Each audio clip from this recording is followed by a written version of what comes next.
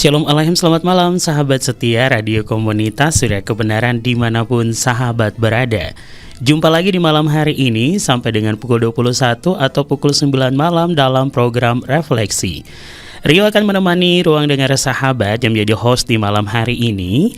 Seperti biasa di hari Selasa dengan pembahasan kita yang pastinya membawa berkat bagi jiwa dan menjadi pembelajaran bagi setiap kita umat Tuhan di 107.8 dan juga sahabatku yang ada di suryakebenaran.com dan sahabat yang mendengarkan melalui aplikasi Radio Box. Kami ucapkan selamat malam dan selamat bergabung bersama dengan kami dalam program Refleksi di malam hari ini. Ya, sahabat yang diberkati oleh Tuhan, di malam hari ini kami menyapa untuk sahabat yang ada di kota Ambarawa. Dan sesuai flyer yang sudah sahabat terima, di malam ini akan ada sebuah judul yang sangat menarik. Dan juga pembicara kita sudah ada di studio. Kita menyapa dulu ya di malam hari ini untuk pembicara kita. Shalom Alaika, selamat malam Dad. Alaika shalom Rio. Apa kabar Didi? Kabarnya haleluya, dahsyat luar biasa. Yes, haleluya. Yes. Sahabatku, pembicara kita di malam hari ini ya, kalau sudah mendengar suaranya, panggilan akrabnya kalau kita sudah panggil Dedi, berarti bersama dengan Bapak Gembala Dr. Yakub Sulistyo STHMA. Ya, dan juga bukan hanya Dedi yang ada di studio sahabatku, tapi ada dua teman kita yang setia menemani, ada Irda dan Tika. Shalom Alaika, selamat malam Tika. Shalom Kak Rio.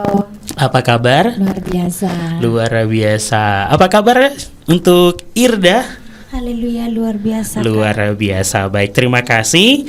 Ya, sahabat yang diberkati oleh Tuhan, bukan hanya yang ada di studio yang nanti mungkin bertanya, tapi sahabat juga di rumah pastinya akan bergabung bersama dengan kami di malam hari ini dengan pertanyaan dan juga konseling.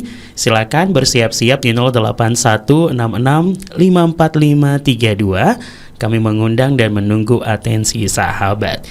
Ya, langsung saja kita ke topik kita di malam hari ini, Dad. Ya, tentang berkat Yakub adalah nubuatan nih. Apa yang menjadi dasar Dedi mengambil tema atau judul di malam hari ini? ya, sebetulnya judul pada malam hari ini itu merupakan kalau saya boleh katakan 70% sama dengan isi khotbah kemarin hari Minggu.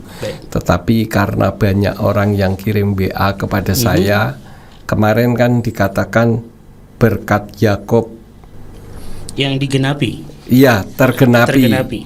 Ya, tapi kan sebetulnya itu juga berbicara soal nubuatan. Nah, kemarin itu saya persiapkan firman, tetapi Roh Kudus memberitahu pada saat saya menyampaikan firman bahwa nanti ketika firman Tuhan disampaikan ada orang yang hatinya panas, marah, dan dia adalah orang yang dipilih Elohim sebetulnya, dan orang itu adalah orang yang anti dengan kekristenan.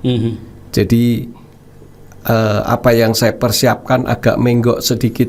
Siap. Karena itulah maka kemarin ada yang WA saya, bagaimana kalau diulang sesuai dengan materi gitu. Saya pikir ya udahlah, coba supaya lebih jelas lagi gitu Rio. Ya, baik, terima kasih Dedi. Jadi sahabat ini berkata oleh Tuhan ya, akan dikupas lagi dengan judul yang berbeda tentang berkat Yakub adalah nubuatan ya. Kalau tadi dikatakan 70% mirip dan sama dengan khotbah yang disampaikan pada hari Minggu kemarin di Gereja Surya Kebenaran. Bagi sahabat yang biasanya mengikuti ibadah secara live, bisa sahabat menyimak juga di malam hari ini, akan dibagikan kembali bersama dengan Bapak Gembala Dr. Yakub Sulistyo STHMA.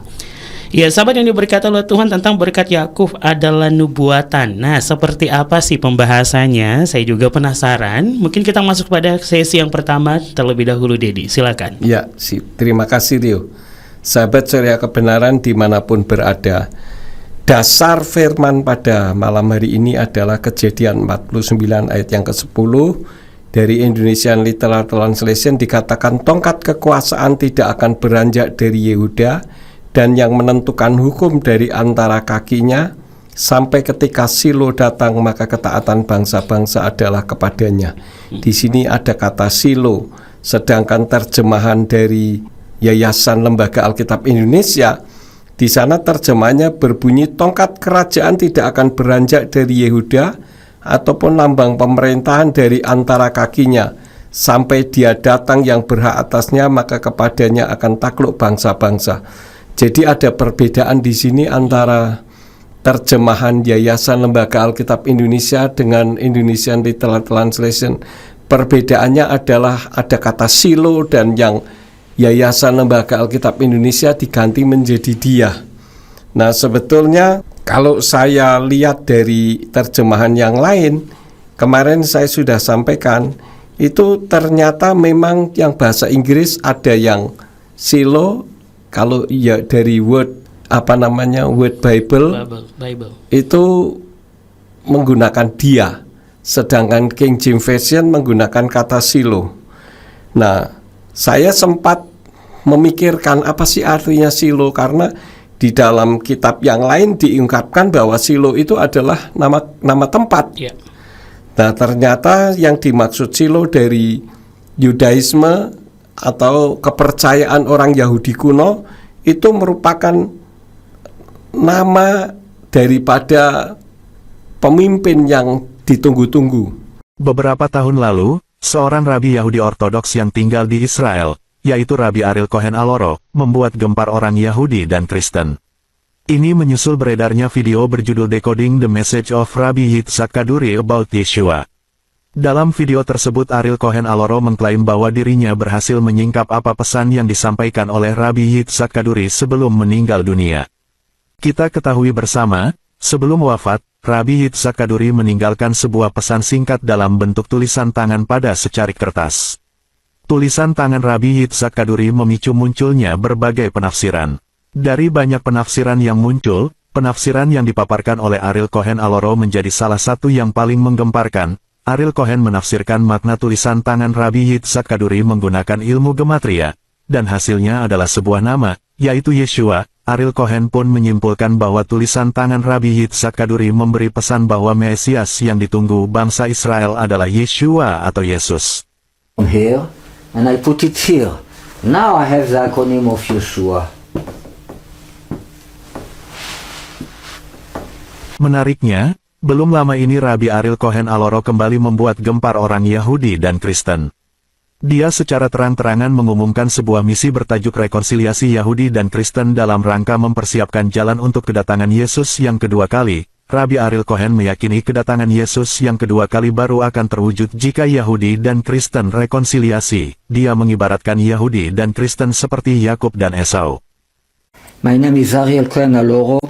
I am an Orthodox Jew living in Jerusalem. My initiative with our organization Facing Each Other is to bring Yeshua back formally to the people of Israel. Dalam rangka menyukseskan misinya ini, Ariel Cohen telah merancang beberapa tahapan. Tahapan pertama adalah seremoni mengembalikan Yesus kepada bangsa Israel. Seremoni ini akan dilakukan dengan cara imam besar membayar sejumlah uang kepada Ariel Cohen sambil mengatakan, "Selamat datang dalam nama Tuhan," dan Ariel Cohen kemudian akan memberkati imam tersebut. Seremoni ini merupakan simbol mengembalikan Yesus kepada bangsa Israel. Menurut Ariel, seremoni ini terkait dengan 3 nubuatan yang tercatat dalam kitab Perjanjian Lama dan Baru, yaitu dijualnya hak kesulungan Esau kepada Yakub, dijualnya Yusuf ke Mesir, dan dijualnya Yesus kepada Kayafas. Tahapan kedua adalah persidangan yang akan mempertemukan dirinya dengan 10 orang rabi. Dalam persidangan, Ariel Cohen akan memposisikan diri sebagai pengacara dan 10 rabi lainnya sebagai jaksa. Sedangkan yang bertindak sebagai hakim adalah sejumlah rabi yang akan ditetapkan oleh para rabi, namun dengan catatan satu di antara rabi yang akan menjadi hakim adalah Rabbi Yitzhak Ginsburg yang merupakan guru Ariel Cohen. Diketahui, Rabbi Yitzhak Ginsburg merupakan salah satu rabi ternama di mata orang Yahudi. Persidangan ini akan disiarkan melalui stasiun televisi dalam beberapa episode dengan aturan main. Pada setiap episode seorang rabi mengajukan pertanyaan tentang Yesus dan Ariel Cohen akan menjawabnya. Tujuan persidangan ini adalah untuk meluruskan pandangan yang salah tentang Yesus di mata orang Yahudi, sekaligus untuk mengungkap apa sebenarnya yang tersembunyi di balik kekristenan. Ariel Cohen meyakini tahapan akhir ini akan membuka jembatan rekonsiliasi antara Yahudi dan Kristen, sehingga Yahudi dan Kristen siap menyambut kedatangan Yesus yang kedua kali. Untuk mewujudkan rekonsiliasi antara Esau dan Yakub atau Kristen dan Yahudi, Ariel Cohen juga akan membuat berbagai video, musik dan buku tentang Yesus. Misi ini menurutnya membutuhkan dana yang sangat besar, karena itu, dia mengajak semua pihak, baik Kristen maupun Yahudi untuk ikut berkontribusi. All this process will lead to a complete reconciliation between Judaism and Christianity. Dan itu identik dengan Mesias. Dan pada saat itu memang mereka sedang menantikan Mesias, bahkan sampai sekarang pun menantikan.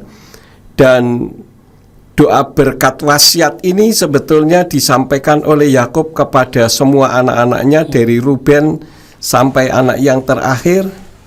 Tetapi saya lebih menarik dari yang dari suku Yehuda, karena doa berkat wasiat ini sebelum Yakub meninggal itu diulang oleh Mose di dalam kitab Ulangan 18 ayat yang ke-15 dari Indonesian Literal Translation. Dikatakan, Yahweh Elohimmu akan membangkitkan bagimu seorang nabi dari antaramu, dari saudara-saudaramu, seorang yang sama seperti aku. Kamu harus mendengarkan dia. Nah, ayat inilah yang seringkali disalahartikan oleh orang-orang yang selama ini anti dengan kekristenan, bahwa oh itu yang dimaksud adalah nabi saya, nabi yang saya percayai, begitu. Dan karena yang dimaksud sama seperti aku itu dimirip-miripkan lah, gitu ya. Tetapi kalau dilihat dari nubuatan berkat Yakub dalam Kejadian 49 ayat yang ke-10 itu jelas dari keturunan Yehuda. Jadi bukan dari bangsa lain dan bukan dari suku yang lain selain suku Yehuda. Dan kalau kita membaca, kemarin saya sudah sampaikan di dalam kitab Matius 1 ayat yang ke-1, Yeshua itu adalah dari keturunan Yehuda.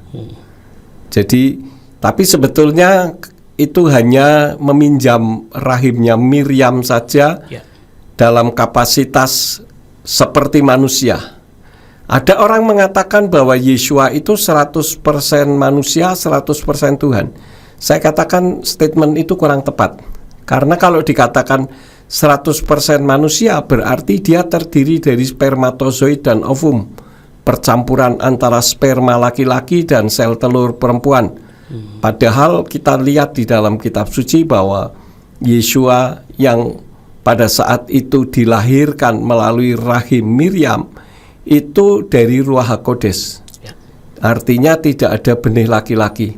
Dan ketika Yeshua sedang mengajar, kemudian ada saudara-saudaranya mencarikan orang yang dekat kepadanya, mengatakan, itu saudara-saudaramu mencari, bapak ibumu mencari, kan dikatakan. Lalu Yeshua mengatakan, siapa ayahku, siapa ibuku? Ayahku atau ibuku adalah ia yang melakukan kehendak Bapa. Jadi artinya ketika Yeshua menjawab ini, Yeshua menjawab dalam kapasitas sebagai Elohim yang turun dalam wujud seperti manusia, tapi dia bukan manusia. Karena kalau manusia itu tidak bisa menyelamatkan manusia.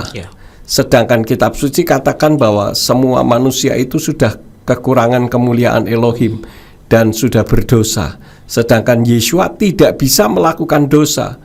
Bukan berarti dia tidak melakukan dosa, tetapi memang dia adalah kekudusan. Akulah jalan, kebenaran, dan kehidupan. Artinya dia adalah pribadi yang benar untuk jalan menuju ke Samayim, kepada Bapa. Jadi jelas di situ bahwa Yeshua ini bukan manusia. Dan itulah yang dinubuatkan di dalam berkat Yakub. Makanya kalau kemarin itu berkat Yakub tergenapi, ini dalam kapasitas secara manusiawi. Tetapi secara spiritual, berkat Yakub itu merupakan sebuah nubuatan, di mana nanti akan datang seorang pemimpin yang ditunggu-tunggu, dan pemimpin itu adalah Yeshua. Ketika dia mati di atas kayu salib, itu dia berhak menyandang gelar sebagai Mesias. Karena Mesias kan harus menderita. Jadi sebelum Yeshua menderita, memang belum bisa disebut Mesias, hanya sebagai Juru Selamat, Tuhan yang turun ke bumi. Nah, yang jadi masalahnya adalah orang tidak bisa menerima Yeshua sebagai Elohim itu karena melogiskan Tuhan seperti dirinya. Artinya kalau tidak bisa masuk akal, ya berarti dia bukan Tuhan. Nah, padahal bagi saya, Rio, kalau Tuhan itu masuk akal, justru itu yang bukan Tuhan. Tapi Tuhan bukan tidak masuk akal, tetapi melampaui akal. Karena akal manusia itu, ya misalkan seperti contohnya kemarin hari Minggu saya sampaikan tentang kekekalan Tuhan. Kapan Tuhan ada? Misalkan kita katakan semiliar juta tahun, itu masih ada awalnya. Tapi kalau Tuhan kan tidak ada awalnya. Lalu deskripsi apa yang bisa disampaikan? Ya hanya satu kata, yaitu kekal atau abadi. Artinya ya memang aku ada, makanya dia katakan aser aku ada yang aku ada. Jadi Elohim itu ada dan Yeshua itu ada. Ya, jadi apa yang disampaikan oleh orang-orang bahwa Yeshua itu bukan Elohim itu akan terpatahkan. Nanti kita akan melihat pada sesi yang kedua tentang bukti bahwa tongkat pemimpin ketika ada di dalam dirinya, maka seluruh bangsa akan takluk kepadanya. Yes. Ya, itu dulu Rio. Haleluya. Ya sahabatku, di opening ini sudah sangat menarik nih. Saya jadi ingat nih Dedi, karena sempat teleponan sama orang membahas tentang Elohim dan Adonai nih Dedi. Dan orang itu bersikeras, enggak, Elohim itu hanya untuk Yahweh. Yeshua itu Adonai. Jadi jangan bilang Elohim Yeshua. No, dia itu Adonai, dia bukan Elohim. Nah, ada orang yang bersikeras seperti itu. Bagaimana nih menurut Dedi? Elohim itu kalau diterjemahkan ke dalam bahasa Indonesia itu Tuhan, ya.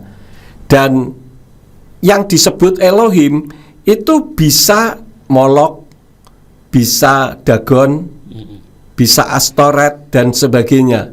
Termasuk Allah juga Elohim. Ya. Sedangkan Adonai itu dari kata Adonani, itu artinya tuanku, dan Yeshua memang disebut sebagai tuanku. Tapi ingat, dalam kapasitas terhadap diri Yeshua, Adonai itu juga biasa disebutkan untuk Yahweh oleh orang-orang Yahudi. Jadi orang Yahudi menyebut Yahweh juga Adonai. Jadi kalau kita seperti Indonesian Literal Translation menerjemahkan Adonai dengan Tuhanku, ya tidak salah. Karena pandangan orang Ibrani juga seperti itu.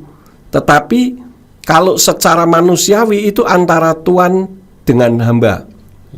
Seperti Sarai itu memanggil Avram itu Adonai. Ya, karena begitu perempuan Ibrani itu harus menghormati suami itu seperti menghormatinya Tuhan kepada Tuhan. Begitu. Jadi kalau ada orang ngotot, ya gampang saja Rio, suruh baca kitab bahasa Ibraninya baru nanti tahu. Ya. Kalau tidak baca kitab Ibraninya, ya mesti ngotot. Sehingga mengkotak-kotakkan sesuai dengan pikirannya sendiri. Begitu Rio. Baik, terima kasih Dedi. Ya sahabat yang diberkati oleh Tuhan, mungkin sahabat sudah langsung terbesit untuk mempunyai pertanyaan seputar pembicaraan kita di malam hari ini tentang berkat Yakov adalah nubuatan. Nanti sahabat bisa melayangkan pertanyaan sahabat di 0816654532, atau bagi sahabat yang ada di rumah yang mau konseling juga di malam hari ini, kami persilakan, nanti akan direspon bersama dengan Bapak Gembala Dr. Yakub Sulistyo STHMA di malam hari ini dalam program Refleksi. Kita dengarkan dulu lagu pujian berikut ini sahabat yang diberkati.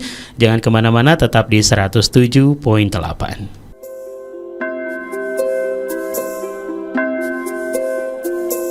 Hidup kosong tiada harap,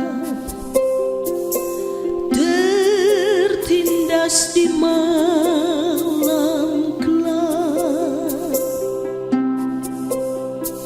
Siapa mau tolong waktu susah, dan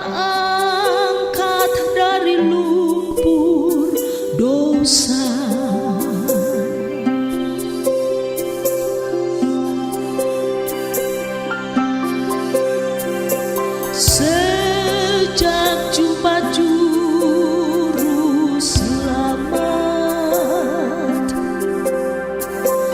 dosaku dihapuslah.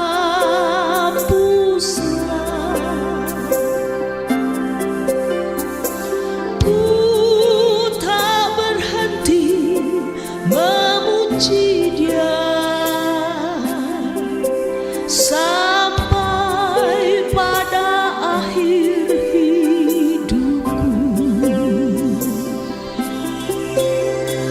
Dia jamah segenap hidupku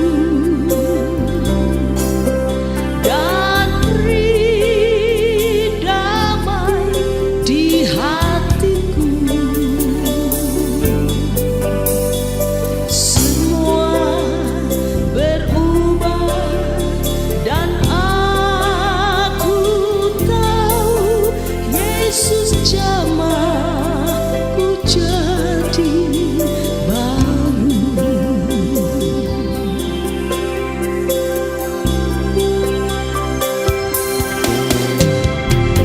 Sejak jumpa juru selamat,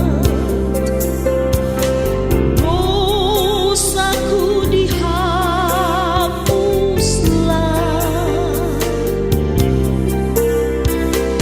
Ku tak berhenti memuji Dia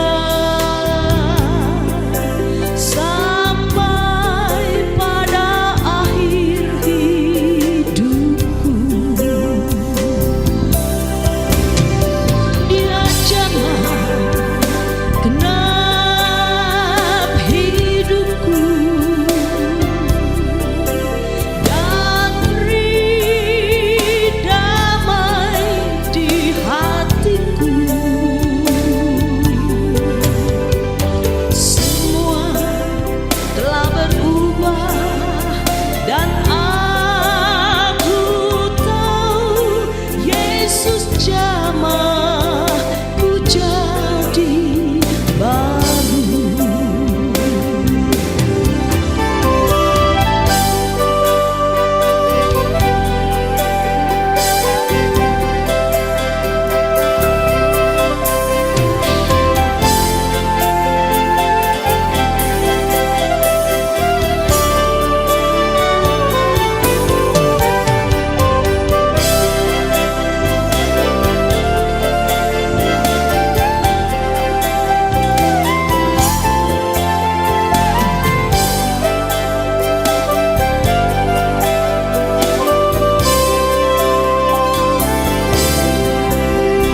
Dia jamah genap hidupku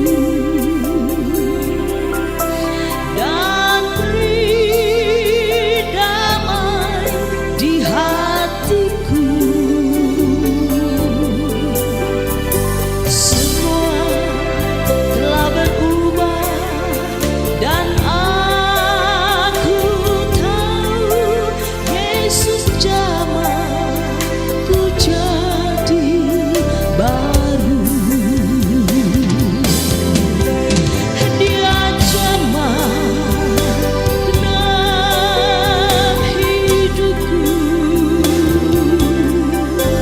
dan beri damai di hatiku. Semua telah berubah dan aku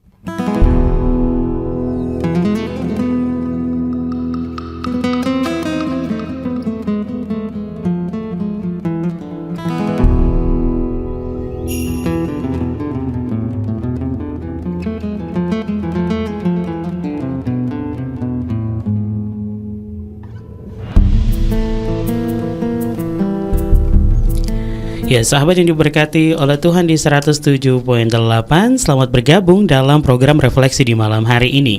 Khususnya bagi sahabat yang baru bergabung bersama dengan kami di aplikasi Radio Box, selamat malam dan selamat bergabung. Untuk Pak Andreas dan Ibu Rahel yang ada di Jepara, selamat malam dan selamat bergabung. Dan juga untuk Bapak Gembala Ade Sugeng yang ada di Banyumanik, selamat malam dan selamat bergabung di malam hari ini. Dan juga sahabat lainnya yang mendengarkan di kota-kota lainnya dan juga yang ada di mancanegara. Ya baik Dad, sebelum kita lanjutkan, kita ke pertanyaan nih Dedi, sudah masuk di malam hari ini. Ini ada pertanyaan yang sudah bergabung bersama dengan kita, ada Dr. Ayu. Wah, selamat pagi Dr. Ayu. Langsung saja, Shalom Pastor Yakub. Amin, amin. Selamat malam Ambarawa dan sahabat Radio Surya Kebenaran. Selamat malam untuk Kak Aryo. Selamat pagi Dr. Ayu dan juga teman-teman yang ada di studio. Selamat malam nih buat teman-teman yang ada di studio. Selamat pagi Dr. Ayu. Oke, sudah langsung direspon ya bersama dengan Irda dan Tika. Dan juga selamat malam buat Bapak Pola nih yang sudah bergabung. Selamat malam juga Pak Pola. Haleluya, terima kasih. Baik, kita ke pertanyaan dari Dr. Ayu Dedi di malam hari ini. Langsung pada pertanyaan saya hari ini. Jika berdasarkan lahiriah atau secara darah, Esau adalah anak sulung. Tetapi berkat anak sulung itu turun kepada Yakub karena telah diberkati oleh ayahnya, ayah mereka yaitu Ishak. Ini berarti berbicara tentang kesulungan dalam spirit atau roh, karena Elohim adalah roh, atau bagaimana, Pastor? Ya, yang jelas memang itu secara spiritual ya. Kalau secara nyatanya ya Yakub dan Esau kan memang lebih dulu Esau. Ya. Makanya kalau ada orang khususnya di tanah Jawa katakan kalau ada anak kembar itu yang keluar belakangannya kakaknya. Kalau saya tidak setuju. Tetap saja yang keluar pertama yaitu kakaknya. Seperti Yakub dan Esau. Memang secara lahiriah ya Esau sebagai kakaknya. Tetapi dalam dunia supranatural ya karena sudah dijual. Jadi akhirnya berkat itu berpindah begitu. Gitu Rio. Baik. Yang kedua, Yakub juga memberkati anak-anaknya dengan doa dan nubuatan bagi setiap mereka, seperti dikatakan dalam Kejadian 49. Dan benar adanya seperti apa yang ia perkatakan kepada setiap anaknya. Masing-masing mereka hidup dalam cara dan berkat yang mereka terima. Kenapa pada masa itu harus demikian, Pastor? Apakah itu adalah kehendak Elohim atau atas doa dan harapan Yakub saja untuk anak-anaknya? Ya, kalau dikatakan masa itu sebetulnya sih seharusnya sampai masa kini juga. Cuman sekarang kan kalau ada orang mau mati, yang diungkapkan ini nanti harta ini milik ini, harta ini milik ini kan gitu. Langsung warisan ya. Bagi-bagi warisan. Sebetulnya bukan. Seharusnya seperti yang tertulis itu, tetapi sudah terjadi distorsi ya. Ya, memang kalau pada saat itu memang karena Bapak Yahweh kan memang tidak menghendaki bangsa pilihannya ini menyembah kepada nama sesembahan lain. Makanya Yahweh marah kalau ada orang Yahudi menikah dengan di luar Yahudi, karena pasti ditakutkan menyembah kepada sesembahannya. Seperti Salomo misalkan, dia memiliki banyak istri, sampai jumlahnya istri dengan gundiknya itu ada 1000 orang. Kan kitab suci katakan pada akhir hayatnya Salomo justru tunduk kepada sesembahan gundik-gundiknya yang notabene bukan orang Yahudi. Nah, itu yang Tuhan takutkan. Maka sampai detik ini pun demikian, Dr. Ayu. Jadi sebetulnya kalau kita mau ikut firman, ya kalau kita pada saat mau mati, panggillah anak-anak keturunan kita untuk diberkati. Jadi jangan seperti yang terjadi sekarang ini, bagi-bagi warisan begitu. Ya memang ketika belum mati membagi-bagi warisan ya ada baiknya juga supaya tidak terjadi keributan di masa yang akan datang. Tetapi sebetulnya kalau sesuai dengan firman Tuhan bukan bagi-bagi warisan tapi bagi-bagi berkat. Baik. Ya, begitu Dokter. Begitu Ayu. aja, Dedi. Oke, baik. Terima kasih, Dedi, sudah menjawab pertanyaan kedua. Ini pertanyaan ketiga dari Iya. Dokter Ayu. Iya. Ini out of topic ya, Pastor. Iya. Yesua itu nabi atau Tuhan, Pastor? Karena ada yang beranggapan Yesua itu nabi yang lebih dari nabi lainnya. Iya. Dan karena Yesua juga sebagai penyambung lidah Elohim. Bagaimana menurut Pastor? Ya, kalau menurut saya, Dokter Ayu, dikatakan tadi nabi atau Tuhan, dua-duanya. Ya, dia nabi itu artinya penyambung lidah Elohim, dan dia Tuhan Elohim, dan dia adalah Yahweh itu sendiri yang turun ke bumi dalam wujud seperti manusia. Jadi dua-duanya, Dokter Ayu. Oke, baik. Terima kasih untuk pertanyaan Iya. ketiga. Pertanyaan keempat, ada Iya. 5 pertanyaan soalnya, Dedi. Iya. Yang keempat, apakah Yohanes murid Yesua dapat dikatakan sebagai seorang nabi, Pastor? Karena nubuatan dan penglihatannya di Pulau Patmos yang tercatat dalam kitab Wahyu, serta katanya sedang mulai terjadi nih semua penglihatannya itu yang menuju kepada kedatangan Yesua yang kedua kali. Iya. Gimana nih, Dad? Terima kasih Dokter Ayu. Kalau kita mau kembali kepada firman, mereka tidak disebut sebagai nabi ya, tetapi disebut sebagai rasul. Artinya ya rasul juga menyambung lidah Elohim juga, tetapi beda dengan nabi. Kalau nabi itu boleh dibilang dibatasi sampai Yeshua HaMashiach. Itu adalah nabi, kan seperti yang nubuatan Yakub tadi bahwa dilanjutkan kepada Mose. Nah, Mose kan katakan nanti akan ada orang yang seperti aku. Nah, kemarin hari Minggu saya sudah terangkan yang dimaksud dengan sama seperti aku itu apa? Yaitu mendengar suara Elohim tetapi tidak langsung melihat. Karena orang Yahudi takut kalau melihat Elohim pasti mati. Begitu. Jadi hanya menjadi suara, mendengar suara dan melanjutkan. Nah, kalau seperti yang ditulis di dalam kitab nubuatan, kitab Wahyu, itu kan memang yang menyampaikan bukan nabi kalau menurut kitab suci, tetapi rasul. Ya. Gitu. Ya. Dan nabi itu boleh dibilang yang terakhir adalah Yeshua. Setelah itu tidak ada lagi.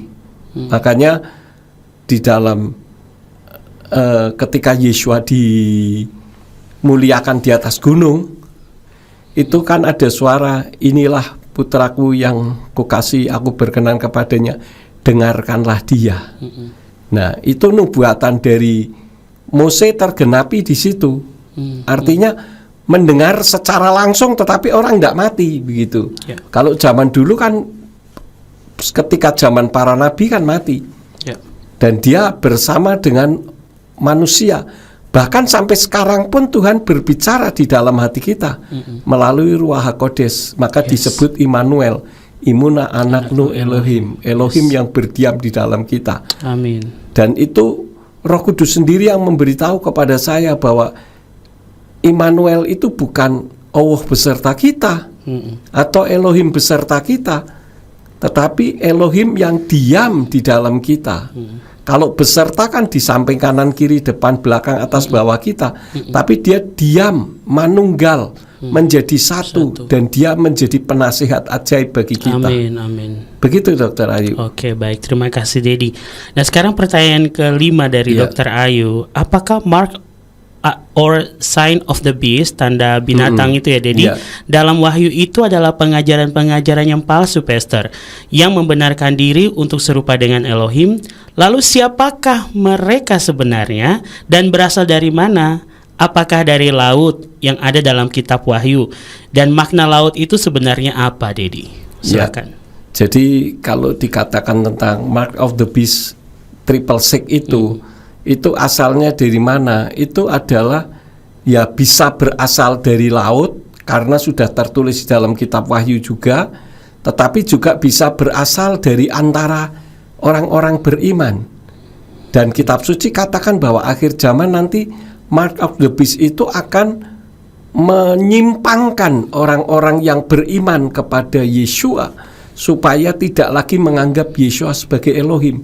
Dan sekarang ini sedang terjadi bukan dari orang yang anti dengan kekristenan, justru dari kalangan Kristen sendiri. Contohnya misalkan yang sedang ramai di internet, Kristen progresif. Kristen progresif itu dengan jelas mengungkapkan bahwa di luar Yeshua ada keselamatan. Kenapa? Karena dianggapnya kalau tidak seperti itu Tuhan kejam, artinya mengatur Tuhan, gitu. Padahal kan seharusnya kita yang diatur Tuhan lah. Sorga kan punya gue, kata Tuhan. Ya mau-mau gue toh. Nah sekarang kalau saya punya aturan, ya itu kan aturan manusia. Jadi jangan dipadukan. Oleh karena itu ada banyak sisi, Dr. Ayu, untuk Mark of the Beast itu. Ya, bukan hanya dua yang tadi saya sampaikan, tetapi juga ada yang lain lagi. Karena kan Mark of the Beast itu kan sama saja dengan Soten Hamasyah. Soten Hamasyah itu anti Hamasyah. Kalau dalam bahasa Yunaninya antikris gitulah. Nah, antikris, padahal kris itu kan kalau dalam bahasa Yunani itu yang diurapi. Jadi orang yang anti terhadap orang-orang yang diurapi itu antikris. Nah, orang yang diurapi bukan berarti orang yang kalau mendoakan orang sakit sembuh, orang lumpuh berjalan, orang buta melihat, bukan itu. Tetapi orang yang mau melakukan, ya bisa juga seperti itu ya, seperti yang melakukan mujizat. Tetapi juga orang yang taat kepada firman. Berapa banyak sekarang orang bisa melakukan mujizat tetapi tidak taat kepada firman? Ada. Karena orang menganggap bahwa dengan saya sudah melakukan mujizat berarti hidup saya berkenan di hadapan Tuhan. Padahal di dalam kitab Matius 7 ayat 21 dikatakan bukan setiap orang berseru kepadaku Tuhan, Tuhan akan selamat, akan masuk surga, tetapi dia yang melakukan kehendak Bapa. Kan begitu. Nanti ayat 22 dikatakan, Tuhan, bukankah aku bernubuat demi namamu, mengusir setan demi namamu, mengadakan tanda mujizat demi namamu? Siapa mereka? Mereka bukan Kristen sembarangan. Mungkin sudah dipakai Tuhan luar biasa, tapi dikatakan undur dari hadapanku, hai kamu yang melakukan kejahatan. Kejahatannya apa? Tidak melakukan kehendak firman. Bahkan sekarang ini ketenaran itu sudah dijadikan sebagai tolok ukur bahwa Tuhan memakai dia luar biasa dan pasti benar. Ya, buktinya hari-hari ini ada pendeta terkenal minta maaf sampai cium tangan segala macam. Oh iya. Gara-gara salah khotbahnya. Ya, karena menjelekkan. Ya, saya kira kalau kita menyampaikan kebenaran firman, tidak perlu menjelekkan agama lain, tidak perlu membela Tuhan. Tuhan bisa membela dirinya sendiri kok. Ya, justru mengejek itu yang dilarang oleh Tuhan. Tetapi kan karena dia terkenal, ya ditepukin tangan, diketawain, ya.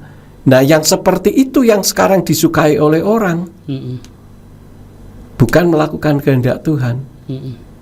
Begitu, Dokter Ayu. Oke, baik, terima kasih Dedi sudah menjawab 5 pertanyaan dari Dokter Ayu di malam hari ini. Dan terima kasih untuk pertanyaan-pertanyaannya Dokter Ayu. Bapak Yahweh memberkati. Diakhiri dengan thanks Pastor Yakub. Elohim Yefarek Otka. Amin. Haleluya. Baik, mungkin nanti dari studio yang mau bertanya juga. Ini kita ke pertanyaan dari Pak Pola dulu nih, Dek. Iya. Bapak Yakub yang terhormat, izin tanya nih. Iya, Pak Pola. Penjelasan Bapak tentang firman Bapak Yahweh jelas sekali. Manusia pasti pengen keluarganya selamat kekal. Tapi kok angel banget nih karena seturut maunya Bapak Yahweh. Nah, maaf ini Ded, tapi kok angel banget ya nih, seturut maunya Bapak Yahweh. Roh apa Bapak yang menguasai pribadi orang itu? Nuwun, Bapak Yahweh memberkati GPF, amin. Ya, terima kasih Pak Pola. Tentu yang ada di dalam diri orang tersebut adalah roh jahat. Tetapi roh itu bisa dikalahkan dengan mendoakannya. Ya, mendoakan yang baik-baik tentu saja. Seperti contohnya saya sampaikan dulu, Pak Lukas itu kalau sama papa saya berani luar biasa, bahkan sampai berantem pukul-pukulan pernah. Ya. Tetapi kan terus didoakan siang dan malam, akhirnya jadi orang baik. Karena itu lebih baik bekas jahat daripada bekas baik.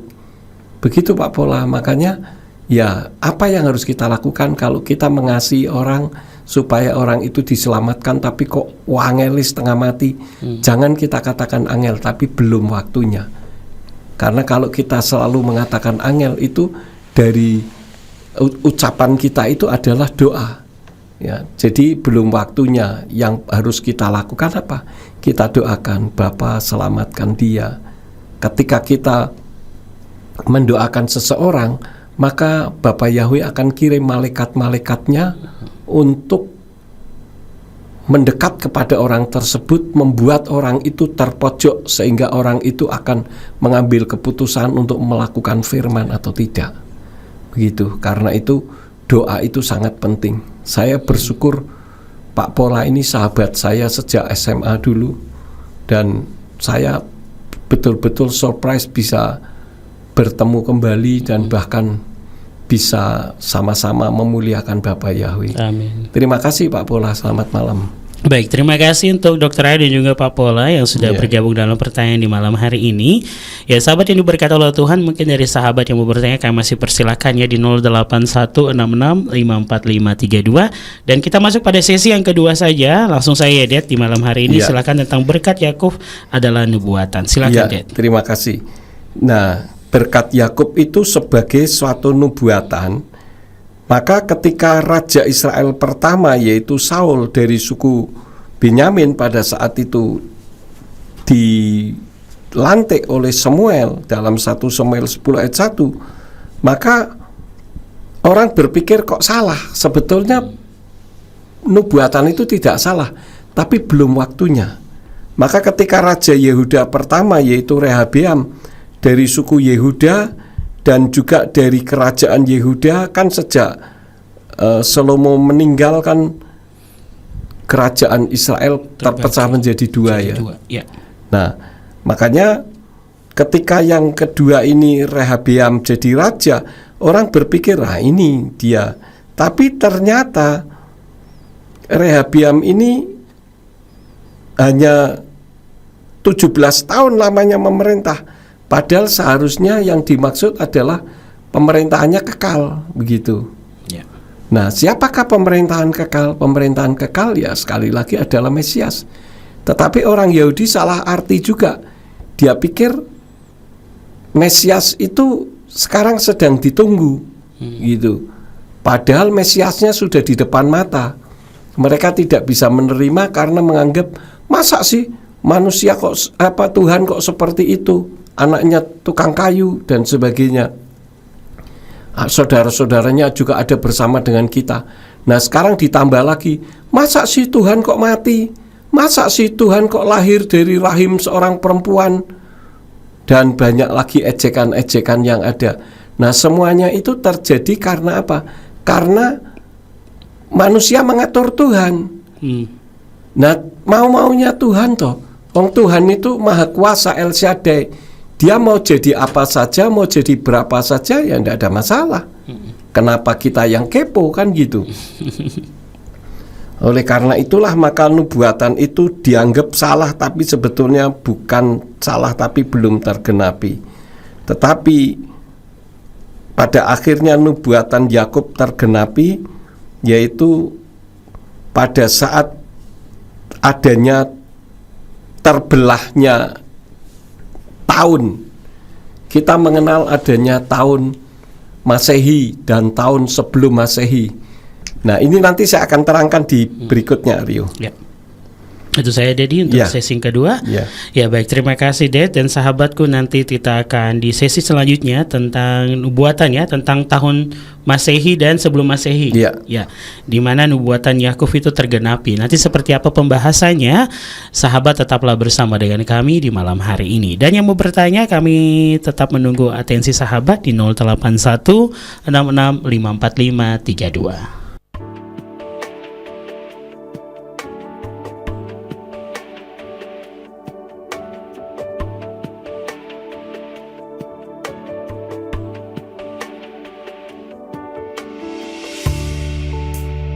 Karena kasih-Mu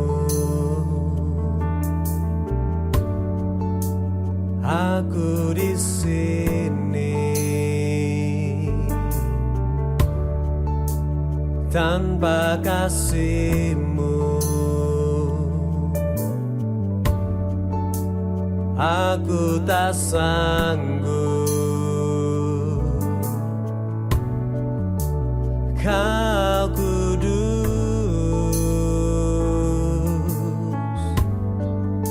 sucikan aku dengan darah-Mu. Kau basuh aku, jadikan aku seputih salju. Yeshua, Kau ubah hidupku. Pengorbananmu takkan pernah tergantikan. Karya kasih-Mu sebagai bukti cinta-Mu.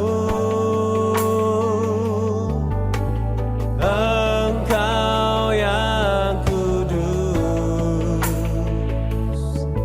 merendahkan diri bagiku. Anugerah-Mu bagiku karena kasih-Mu.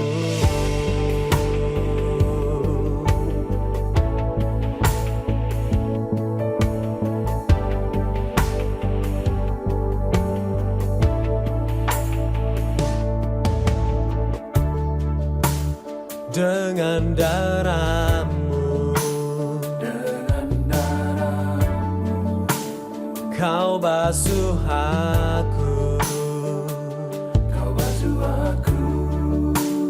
jadikan aku seputih salju. Yeshua, Kau ubah hidupku. Pengorbananmu takkan pernah tergantikan. Karya kasih-Mu sebagai bukti cinta-Mu. Engkau yang kudus, merendahkan diri bagiku. Anugerah-Mu bagiku karena kasih-Mu.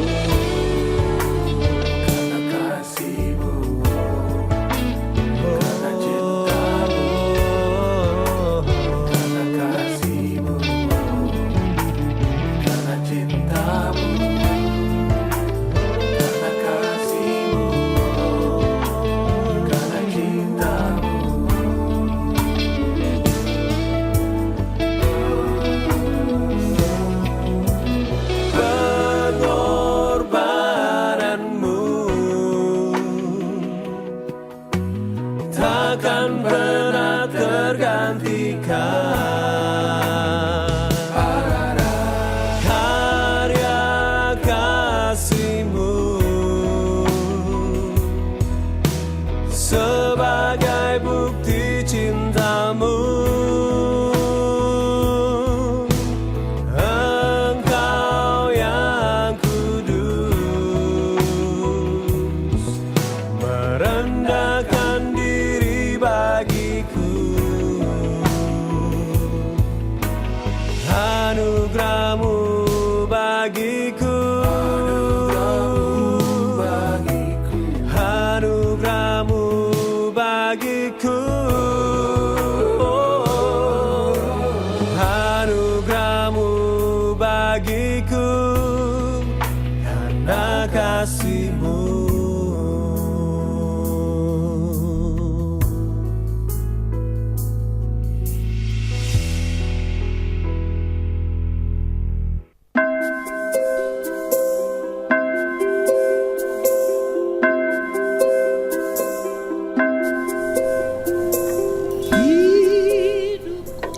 Ya, selamat malam untuk sahabatku yang diberkati oleh Tuhan dimanapun sahabat berada. Terima kasih masih tetap bersama dengan kami dalam program refleksi di malam hari ini, yaitu berbicara tentang berkat Yakub adalah nubuatan, di mana sesi pertama dan sesi yang kedua sudah sahabat dengarkan, dan langsung saja kita akan masuk pada sesi yang ketiga di malam hari ini.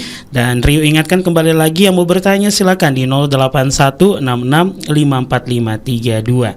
Nah, sekarang seperti tadi sudah dikatakan sebelum kita mendengarkan lagu pujian di mana nubuatan Yakub ini tergenapi, dan ini berbicara tentang tahun. Nah, Iya. silakan ya Dedi, silakan. Iya, terima kasih Rio. Sahabat Surya Kebenaran, yang tadi nubuatannya adalah bahwa pribadi yang dinantikan di seluruh bumi itu menyebabkan seluruh bangsa-bangsa taat. Nah, kalau seluruh dunia memakai kalender Masehi, apa itu Masehi? Kalau kita bicara Masehi, kita bicara tentang apa? Tentu bicara tentang kalender. Apa itu Masehi? Masehi adalah istilah yang biasanya digunakan untuk mengacu pada era atau tahun-tahun sejak kelahiran Yeshua HaMashiach. Jadi Masehi dalam kalender merujuk pada tahun-tahun setelah kelahiran Yeshua HaMashiach. Meskipun tiap budaya dan masyarakat ada kalendernya sendiri-sendiri. Nanti saya akan terangkan tentang masalah ini. Tetapi kenapa dikatakan bahwa seluruh bangsa-bangsa akan taat? Kita melihat di dalam setiap bangsa kan ada pengadilan. Nah, ketika seseorang diadili, kemudian ditanya tentang kapan kamu melakukannya, jam berapa dan sebagainya, itu semua yang dijadikan patokannya adalah kalender Masehi. Ya, artinya pengadilan pun menggunakan kalender Masehi, di mana Masehi itu adalah nama lain dari Yeshua HaMashiach. Nah, ada orang tanya begini, kenapa di dalam kekristenan ada perjanjian lama dan perjanjian baru?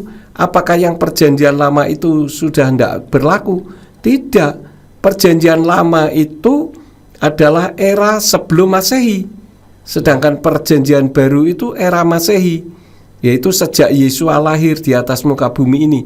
Jadi bukan perjanjian baru mereplace perjanjian lama, bukan. Tetapi itu menunjukkan bahwa kejadian penyelamatan manusia itu runtut.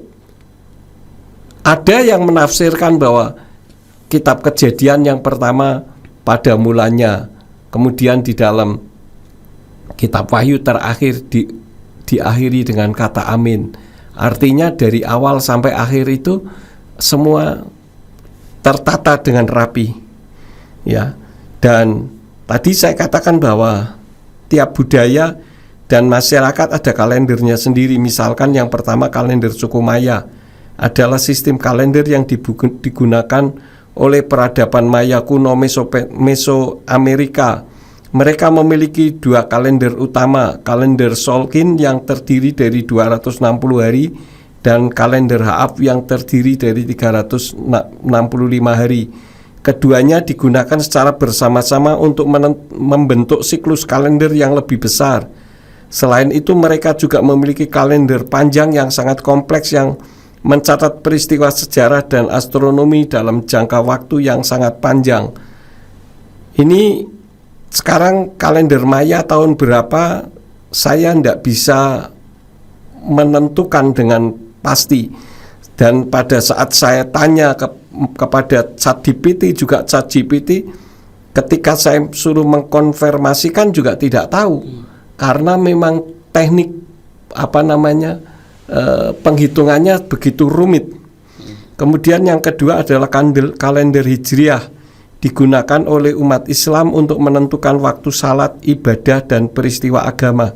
Sekarang pada tahun 1445 Hijriah, dimulai dari hijrahnya Muhammad dari Mekah ke Madinah pada tahun 622 Masehi. Nah, ini juga dihitungnya tetap Masehi. Ya. Dihitung berdasarkan siklus bulan lunar. Kemudian kalender Cina berbasis pada siklus bulan dan matahari, digunakan di Tiongkok dan beberapa negara Asia Timur untuk perhitungan tradisional, festival, dan perayaan. Yang keempat, kalender Ibrani. Kalender Ibrani digunakan oleh orang Yahudi untuk menentukan hari-hari libur agama dan peristiwa agama, di mana sekarang pada tahun 57 berapa, Rio? 84. 5784 ya. Iya. Kemudian kalender Hindu. Kalender Hindu berdasarkan perhitungan kompleks yang mencakup siklus bulan dan matahari, digunakan di India untuk tujuan agama dan perhitungan astrologi. Sekarang tahun 2078. Kemudian kalender Islam Iran. Islam Iran juga punya kalendernya sendiri, berdasarkan kalender Hijriah dengan menyesuaikan untuk kebutuhan Iran. Sekarang tahun 1403 Hijriah, kalender Islam Iran.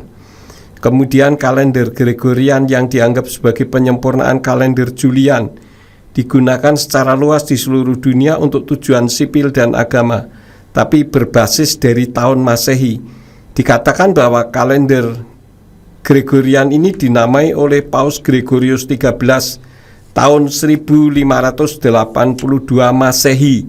Jadi tetap penghitungannya juga menggunakan Masehi sebagai basic dasar. Dikatakan bahwa itu merupakan pembetulan penghitungan tahun Kabisat. Saya tambahkan sedikit, salah satu perbedaan utama antara kalender Masehi dan kalender Gregorian adalah dalam sistem perhitungan tahun Kabisat.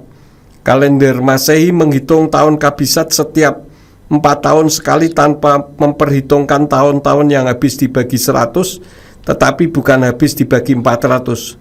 Sementara itu kalender Gregorian memperhitungkan tahun Kabisat sesuai dengan rumus yang lebih akurat, sehingga memperbaiki ketidakakuratan yang muncul dalam penghitungan tahun Kabisat dalam tahun kalender Masehi. Tapi tahun 2024 sekarang ini tahun Masehi juga jatuhnya dengan angka tahun yang sama, dan yang selalu dipergunakan adalah tahun Masehi, bukan Gregorian, walaupun ada kesamaan 98%, 99% sama. Oleh karena itulah maka saya katakan bahwa ini yang membuktikan bahwa Yeshua itu adalah satu pribadi yang menggenapi nubuatan berkatnya Yakub, begitu. Orang mau menolak atau tidak, mau percaya atau tidak, realitasnya demikian. Ya. Walaupun tiap di Jawa ini juga ada kalender Jawa lain lagi, tetapi tetap untuk penghitungan secara menyeluruh menggunakan Masehi. Artinya bahwa inilah bukti bahwa Yeshua itu merupakan Silo yang dinantikan. Ya. Oleh karena itu, kalau kita sudah tahu hal yang demikian, ya sekarang tinggal keputusan ada pada tangan kita masing-masing. Apakah kita mau mentaati aturan manusia atau menurut aturan Tuhan? Begitu. Nah, kalau saya, ya karena saya sebagai seorang hamba Tuhan, ya saya lebih menurut kepada aturan firman. Ya. Sudah jelas kan ketika Yeshua lahir, malaikat heboh. Ketika Yeshua mati, malaikat heboh. Ketika Yeshua terangkat naik ke Samayim, malaikat heboh. Siapa Yeshua kalau dibuat heboh oleh malaikat kalau bukan dia Elohim itu sendiri? Dan yang jelas di dalam Yohanes 8 ayat yang ke-24 dikatakan bahwa Yeshua mengaku diri sebagai Elohim, sebagai Bapa Yahweh. Maka orang-orang Yahudi berusaha untuk membunuhnya. Maka pada ayat yang ke-27 diterangkan bahwa apa yang Yeshua sampaikan itu mengenai Bapa. Jadi Yeshua itu adalah Bapa. Tapi kenapa orang menolak? Karena yang disampaikan itu hanya Yesua dalam kapasitas wujud seperti manusia. Tapi keilahian Yesuanya disingkirkan. Nggak bisa dong begitu. Jadi kalau mau melihat Yesua harus dari sisi segala sisi. Seperti manusia kan nggak bisa dilihat di sisi samping kanan saja. Harus semuanya. Seperti koin misalkan, koin baru bisa dikatakan koin kalau kita bisa melihat sisi kanan dan sisi kiri utuh. Kalau sisi kanannya diamplas habis kosong, itu bukan koin lagi namanya, tetapi koin rusak. Kira-kira begitu, Rio. Ya. Jadi ya sekarang kalau nubuatan itu sudah tergenapi, tergantung dari kita. Bagaimana kita menyikapi nubuatan itu. Kalau saya seperti yang sudah saya sampaikan, maka sebaiknya kita lebih menaati firman saja daripada menaati aturan ataupun pengajaran manusia, meskipun itu doktrin gereja sekalipun. Begitu, Rio. Ya, baik, terima kasih Dedi. Dan itulah sahabatku untuk bagaimana penjelasan ya tentang kalender Masehi. Dan semuanya, apapun kalender yang saat ini mungkin beredar, kita tahu ya semua bergantung kepada kalender Masehi. Dan sahabat yang diberkati oleh Tuhan, di sini kita bisa membedakan ya. Dan ternyata ya perjanjian lama itu sebelum Masehi, dan juga perjanjian baru itu ketika sudah masuk tahun Masehi. Dan semuanya digenapi di dalam Yeshua HaMashiach. Dan bagaimana dengan pemahaman sahabat? Mungkin sahabat mempunyai pertanyaan, kami masih menunggu di 0816654532. Kita kembali dulu dengan lagu pujian sebelum nanti kita lanjutkan pada sesi yang terakhir. Jangan kemana-mana, tetap di 107.8.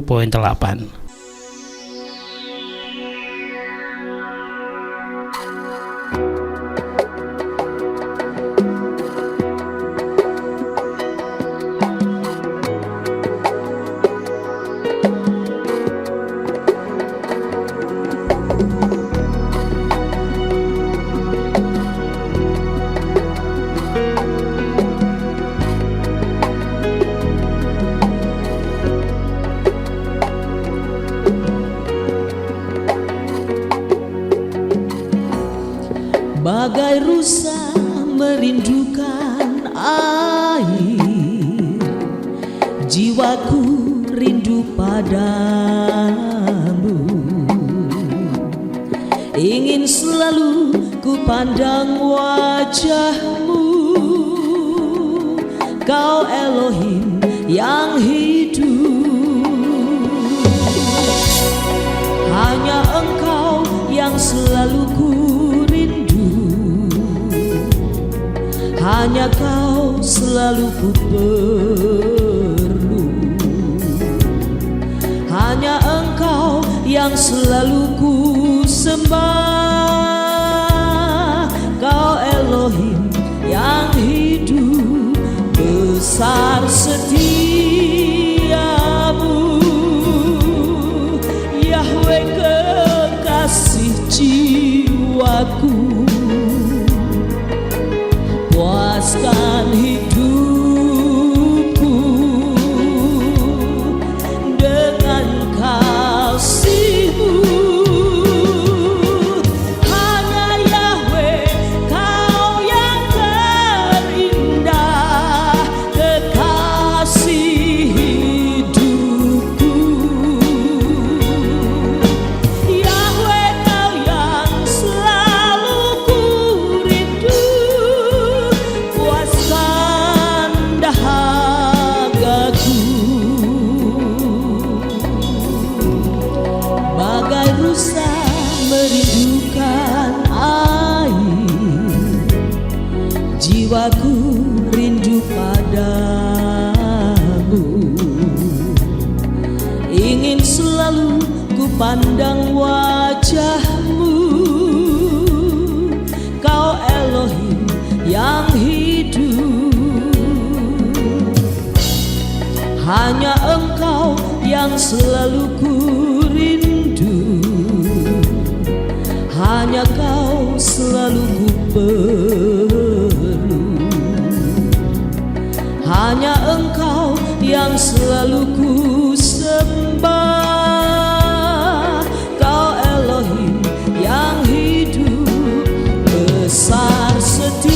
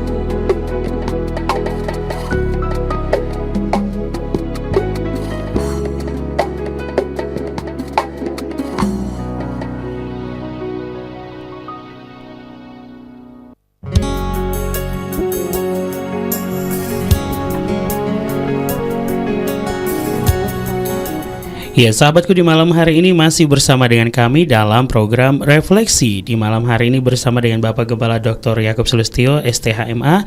Dan sahabatku, kita berbicara tentang berkat Yakub adalah nubuatan. Ya, kalau tadi sudah menyinggung tentang kalender Masehi, jadi bagi sahabat yang ada di rumah yang sudah mendengarkan, sahabat mau bertanya ataupun konseling di malam hari ini, kami persilahkan. Ya baik, Dedi, ini ada penanya kita kembali di malam hari ini dari Surabaya bersama dengan Gurnadi. Amin. Ya, terima kasih Gun. Shalom Om Yakub. Amin. Dan Mas Rio, selamat malam ya. Alaika shalom buat Gurnadi dan semua pendengar. Saya harap dalam lindungan Bapak Yahweh selalu, Om. Haleluya. Om, ada yang mau saya tanyakan. Ini berkenaan dengan janji kita pada Tuhan ini. Nah, pada tahun 2022 lalu, Om saya kan ikut suatu investasi, dan karena susah labanya dan sering rugi, maka saya berdoa minta tanda dari Elohim. Kalau seandainya yang saya investasikan bisa laba secara mendadak, maka saya akan langsung berhenti dari investasi ini. Dan pada akhirnya bisa laba dan akhirnya saya berhenti. Selama beberapa tahun ini, Om, saya belajar bagaimana cara investasi supaya bisa lebih baik. Menurut Om, kalau seandainya saya berinvestasi lagi pada tempat yang sama, apakah saya melanggar janji saya pada Elohim? Mohon doakan mama saya, Om, supaya kesehatan mama saya juga bisa cepat pulih. Terima kasih. Ya, terima kasih Gun untuk pertanyaannya. Yang saya fokuskan itu bukan masalah melanggar janji atau tidak, Gun. Tetapi perlu diketahui bahwa dunia ekonomi sekarang ini sangat sulit diprediksi. Jadi dunia investasi itu pun ya, kalau menurut saya sih bahaya ya. Yang lebih baik kalau bisa usaha sendiri kecil-kecilan yang nantinya bisa menjadi besar. Itu kalau saya sih lebih cenderung menyarankannya demikian. Karena teman-teman saya di Amerika itu dulu ada yang ikut investasi, bahkan trading dan sebagainya. Tapi ketika masuk tahun 2000, mereka pada berhenti semua. Padahal mereka mendapatkan keuntungan, bisa beli rumah dan sebagainya, punya mobil dari hasil investasi dan trading dan sebagainya. Tapi ketika masuk tahun 2000, mereka tahu bahwa firman Tuhan katakan bahwa dunia itu sangat sulit diprediksi secara ekonomi, akan terjadi kehancuran sana sini. Sekarang saja coba kita lihat dolar berapa, di atas 16.000 ya. Kemudian emas itu harganya sudah 1 juta lebih tiap gramnya. Nah, ini menunjukkan bahwa dunia itu tidak bisa diprediksi untuk masalah dunia perekonomian. Karena itu kalau saya, daripada menanggung resiko, kalau sudah orang usahakan pengennya untung. Nah, kalau investasi tetapi dalam situasi yang membahayakan, bisa-bisa buntung. Dan iya, kalau buntungnya sedikit, kalau buntungnya banyak bisa stres. Nanti yang disalahkan Tuhan lagi. Ya kan? Nah, kalau saya lebih cenderung usaha sesuai dengan apa yang bisa kita lakukan. Walaupun kecil-kecilan, keuntungan sedikit, tapi lama-lama kalau ditekuni akan menjadi besar. Seperti saya dulu punya usaha kecil-kecilan, saya tekuni juga akhirnya besar juga. Jadi gitu Gun, kalau saya lebih cenderung bukan masalah melanggar janji atau tidak, tetapi saya banyak mengingatkan orang yang ikut berinvestasi yang tidak ada kepastian sekarang ini. Karena dunia ekonomi sedang naik turun, sulit diprediksi. Begitu Gun. Ya baik, terima kasih Dedi sudah menjawab pertanyaan dari Gurnadi yang sudah bergabung di malam hari ini. Ya baiklah Ded, mungkin kita ke sesi yang terakhir di malam hari ini, silakan. Ya, sahabat Surya Kebenaran, sesi yang terakhir ini berbicara tentang nubuatan. Tadi kan disalah sangkakan oleh orang Yahudi pertama, yaitu ketika kerajaan Israel berdiri, ini Saul yang jadi raja, berarti dialah yang dimaksudkan nubuatan berkat dari Yakub itu, tapi ternyata kan Saul dari suku Benyamin, bukan dari suku Yehuda. Kemudian ketika terjadi perpecahan bangsa Yahudi, kemudian ada kerajaan Yehuda. Nah, ini kerajaan Yehuda, kemudian Rehabeam juga dari Yehuda, tetapi ternyata juga tidak seperti yang dimaksudkan. Nah, itu apa namanya? Memerintahnya hanya sekitar 17 tahunan begitu. Artinya tidak sesuai dengan apa yang dinubuatkan.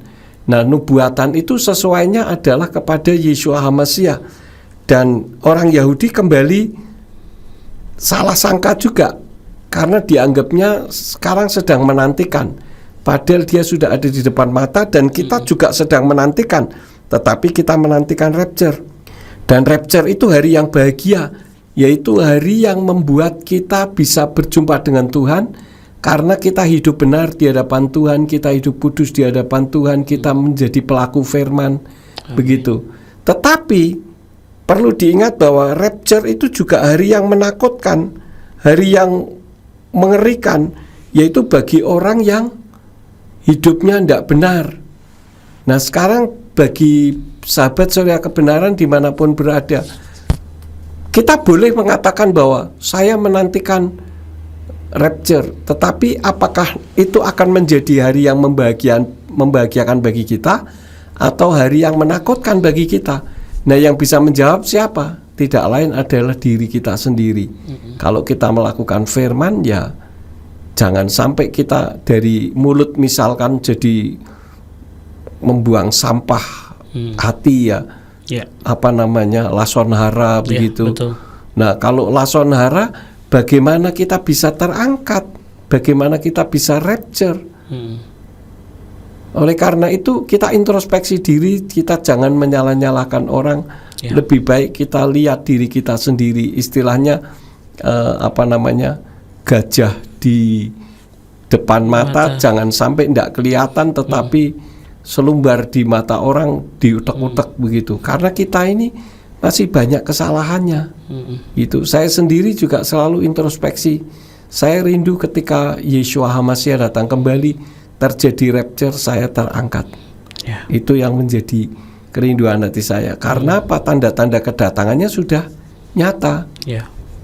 Nah, kalau kita tidak melakukan firman, tanda boleh nyata, tetapi kalau kitanya tertinggal kan nggak masuk akal gitu.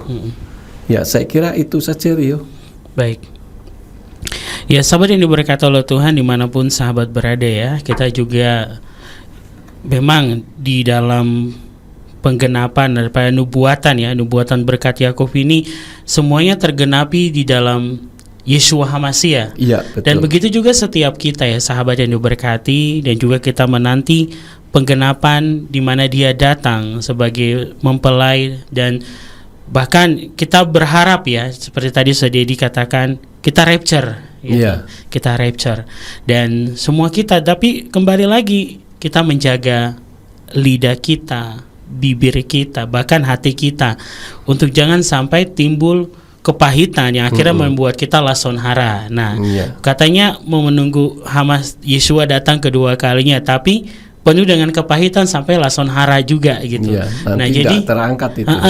Karena banyak sekali orang yang merasa dirinya benar gitu. Banyak sekali orang yang merasa bahwa saya ini layak, jadi kalian itu yang tidak layak gitu. Sampai banyak sekali kekacauan di dalam dunia kekristenan, apalagi di dalam penyembah Yahweh juga. Kita tahu, kalau sahabat lihat di media-media, banyak sekali hal-hal yang membawa kita itu ya, kita dipengaruh oleh pengajaran manusia gitu. Jadi jangan sampai kita seperti orang Farisi dan Saduki gitu, yang hanya belajar dan tunduk hanya kepada Talmud dan mengabaikan Torah ya. Jadi dan perdebatan yang ada antara penyembah Bapa Yahweh satu dengan yang lain, itu sebetulnya hanya ingin menunjukkan dirinya kok, Rio. Saya lebih pintar dari kamu. Intinya hanya itu saja kok. Makanya bagi saya dikatakan goblok ya enggak apa-apa, dikatakan tolol ya enggak masalah, enggak mengaruh lah dalam diri saya. Jadi saya kemarin malam ya, saya sempat buat story di WhatsApp, hopeless gitu kan. Saya tulis hopeless. Jadi ada yang tanya, "Kenapa? Terus ada seorang kakak nih, Kak Lea, dia bilang gini, "Wah, kamu hopeless, saya lagi emosi." Gitu. Langsung kita bilang gini, "Udah, orang yang suka buat gaduh," saya bilang gini sama Kak Lea gini, "Ya, orang yang buat gaduh itu pertama dia kekurangan kasih, dan yang kedua dia itu lagi ini butuh perhatian. Jadi dia lagi terkena virus C." Apa itu caper? Virus caper. Jadi jangan manis sahabatku. Kita memang berbicara malam ini tentang berkat Yakub adalah nubuatan, dan banyak sekali kita yang mungkin belum memahami, dan sampai malam hari ini ada request yang juga meminta kepada Dedi untuk mengulangi apa yang disampaikan Dedi dalam khotbah hari Minggu di dalam pembahasan kita di malam hari ini. Dan semuanya sudah disampaikan oleh Dedi, dan saya percaya sahabat yang mendengarkan di malam hari ini, mari kita semua belajar bersama-sama, dan selalu di dalam setiap apapun yang Dedi sampaikan, ini satu hal yang saya selalu belajar ya dari Dedi, bahwa kalau kita mendengar segala sesuatu selalu kita harus dari posisi yang netral. Nah, begitu juga kalau mungkin sahabat kalau mengikuti Dedi di YouTube, kan Dedi kalau ada sanggahan apapun selalu meminta kita di sudut netral. Nah, mari sahabatku, kita juga menyikapi segala nubuatan-nubuatan, entah itu daripada Yakub yang sampai saat ini digenapi dalam kehidupan kita, ataupun nanti pada kedatangan Hamasia Yesua yang kedua kali, kita semua tempatkan diri kita di sudut netral, biar apa? Kita bisa menjaga diri kita agar tetap berkenan. Nah, mungkin untuk closing statement silakan Dedi. Ya, closing statement saya singkat saja. Jaga sikap hati dan motivasi. Amin. Nah, untuk menjaga sikap hati dan motivasi, kan selalu orang mengatakan, "Loh, saya sikap hati dan motivasi saya sudah benar." Kalau membicarakan orang itu tidak benar. Ya, saya katakan dengan tegas, membicarakan orang itu tidak benar. Itu lason hara di dalam hati, rusak hatinya. Nah, yang disampaikan apa? Hanya sampah, dan itu tidak menjadi berkat. Maka dari itu kalau saya menyampaikan firman, saya selalu tutup mata dan tutup telinga. Artinya saya tidak melihat orang yang ada di depan saya siapa. Jangan kemudian di dalam kehidupan setiap hari orang itu bermasalah dengan saya, kemudian saya khotbah, saya pukuli dari firman, dari mimbar. Itu bukan firman yang keluar, tapi sampah hati, dan itu busuk, dan itu lason hara. Karena itu jaga sikap hati dan motivasi dengan satu pengharapan, sahabat Surya Kebenaran dimanapun berada, ketika terjadi rapture tiba-tiba entah kapan waktunya, kita akan terangkat. Tidak usah menantikan tanggal sekian, bulan sekian, tahun sekian, enggak. Karena firman Tuhan katakan tidak ada seorang pun yang tahu, hanya Bapa. Begitu, Rio. Haleluya. Baik, terima kasih Dedi untuk materinya di malam hari ini, dan juga bagi sahabatku yang ada di rumah yang sudah bersama dengan kami di dalam beratensi, dalam mendengarkan, dan juga yang bertanya, dan juga terima kasih di studio buat teman-teman kita, ada Irda dan juga Tika. Dan sahabat yang diberkati oleh Tuhan, maka usai sudah untuk obrolan kita di malam hari ini, pembahasan tentang berkat Yakub adalah nubuatan. Nanti siaran di malam hari ini dapat sahabat menyimak kembali di channel YouTube Yakub Sulistyo dengan judul yang sama. Dan terima kasih atas atensi dan kebersamaannya. Baik, sebelum kita tutup, kita akan berdoa, Dedi, dan kita doakan untuk kesembuhan daripada mamanya Kurnadi, dan juga untuk salah satu teman kita di Jogja, ada Deborah dari Jogja yang minta dukungan doa karena kemo. Itu aja, Dedi. Ya, silakan, Dedi. Baik, mari kita berdoa. Bapak Yahweh, kami mengucap syukur untuk kesempatan saat ini kami dapat menyampaikan isi hati Tuhan. Bagaimana nubuatan itu sudah terjadi, dan sekarang kami tinggal menantikan kedatangan Yeshua HaMasiah yang kedua kali. Jaga sikap hati dan motivasi kami, supaya ketika Engkau datang kembali untuk yang kedua kali, kami dapat terangkat, karena kami dinilai oleh Engkau menjaga sikap hati dan motivasi. Kami tidak merasa diri paling hebat, paling pintar, paling suci. Tidak, Tuhan. Dan pada malam hari ini, pagi hari di Kanada, kami berdoa untuk Dr. Ayu, berkati semua aktivitasnya, beri hikmat akal budi agar Dr. Ayu ketika memberikan diagnose dapat tetap tepat diagnosenya, sehingga orang yang datang kepada Dr. Ayu dapat sembuh dari segala Amin. sakit penyakit. Kami berdoa untuk Pak Pola, sahabat saya. Tuhan berkati rumah tangganya, berkati kesehatannya, Amin. dan berkati kerohaniannya sehingga Amin. Pak Pola tetap semangat membara untuk kemuliaan bagi nama-Mu. Amin. Kami berdoa untuk Bu Rahel, Pak Andreas. Tuhan berkati semua aktivitasnya yang ada di Jepara. Tuhan tolong supaya hamba-Mu ini benar-benar terus menjadi berkat bagi jiwa-jiwa. Amin. Kami menyerahkan untuk Pak Gembala Ade Sugeng Wiguno yang juga memonitor. Tuhan Engkau memberkati semua pelayanan dan aktivitasnya. Untuk Mama Gunardi, kami serahkan ke dalam tangan-Mu. Tuhan Engkau yang akan menyembuhkan dengan cara-Mu. Kuasa Yahweh Rapa, Yahweh Sang Penyembuh, Amin. menjamah dan Amin. menyehatkan Mama Amin. daripada Gurnadi untuk kemuliaan bagi Yes. nama-Mu. Demikian pula untuk Deborah yang ada di Jogja. Kami menyerahkan kekuatannya ke dalam tangan-Mu, kesehatannya. dalam nama Tuhan Yesus. beri kemampuan, kekuatan untuk menghadapi kemo yang terus saat ini sedang berlangsung, sehingga hamba-Mu ini dapat sehat kembali Amin. untuk kemuliaan bagi nama-Mu. Amin. Nama Tuhan di dalam nama Adonai Yeshua HaMashiach. Atas izin Bapa Yahweh semuanya dapat sehat untuk kemuliaan Amin. bagi nama-Mu. Amin. Demikian pula kami berdoa untuk semua sahabat Surya Kebenaran yang mendengarkan siaran ini, yang tidak komen sekalipun. Engkau berkati mereka ya Bapa. Yes. Amin. Karena mereka mendengarkan firman-Mu, membuktikan bahwa mereka ingin hidup di dalam kebenaran-Mu. Terima kasih Bapa. Berkati Rio yang telah memimpin, memandu acara pada malam hari ini. Berkati Irda dan Tika yang juga ada bersama dengan kami di studio. Yes. Terima kasih Bapa. Kami mengucap syukur demi nama Adonai Yeshua HaMashiach. Haleluya. Amin. Amin. Amin. Amin. Terima kasih, dan demikianlah sudah sahabat yang diberkati oleh Tuhan, kebersamaan kita di malam hari ini. Ada respon dari Kak Leani Dedi. Haleluya. Oh, iya. Amin. Haleluya. Selamat malam buat keluarga Kak Lea dan Kak Bayu yang ada di Bandung. Selamat malam dan Bapak Yahweh memberkati. Amin. Baik. Terima kasih Dedi untuk Ya. kebersamaannya. Bapak Yahweh memberkati dalam pelayanan Haleluya. Dedi. Sehat selalu dan setiap Terima hal kasih. diberkati dengan luar biasa. Dan sahabat yang diberkati, kita bertemu lagi di pekan depan dengan pembahasan lainnya yang pasti dalam program yang sama, yaitu program refleksi bersama dengan kami Radio Surya Kebenaran di setiap hari Selasa malam. Dan akhir kata Rio pamit undur. Terima kasih. Bapak Yahweh di dalam nama Adonai Yeshua HaMashiach memberkati. Amin.